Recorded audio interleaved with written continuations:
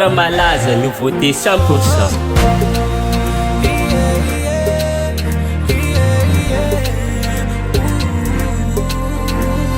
Magnano azafady amina viavy fa iaho tsy madigny taloha iaho nitady fa anao tsy avy ialako tsigny de ipody anao fa tara tara tara iaho tsy pody afara fa nahita tsaratsara iaho efa tsy pody afara fara fara dianao fa tara nahita fashambara iaho fa tsy mila sachet.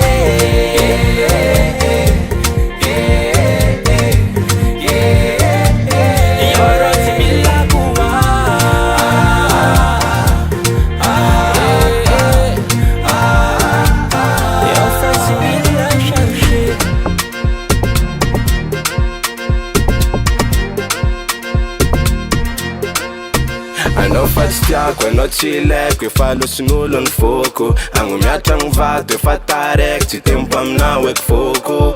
Mahita zafaly, kofa milamigny, zegny tsy tianao. Milaogny anao fanigny, tsy sarintsariny, efa digniko agnaranao. Mipody anao fa tara, tara, tara fa tsy mipody afara fa nahita tsaratsara zaho efa tsy mipody afara, fara, fara dianao fa tara fa nahita fahasambaragna zaho mila sachet.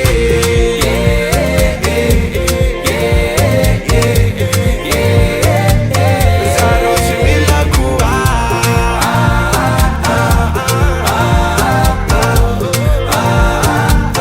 zaho fa tsy mila sachet.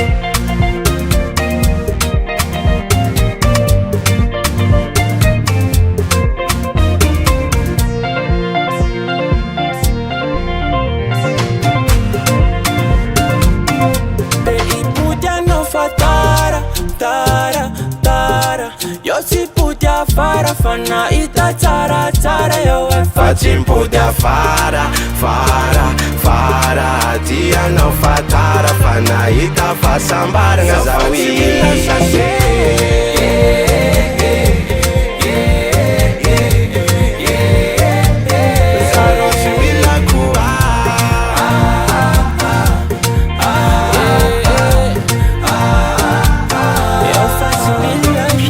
C'est moi-même qui a fait le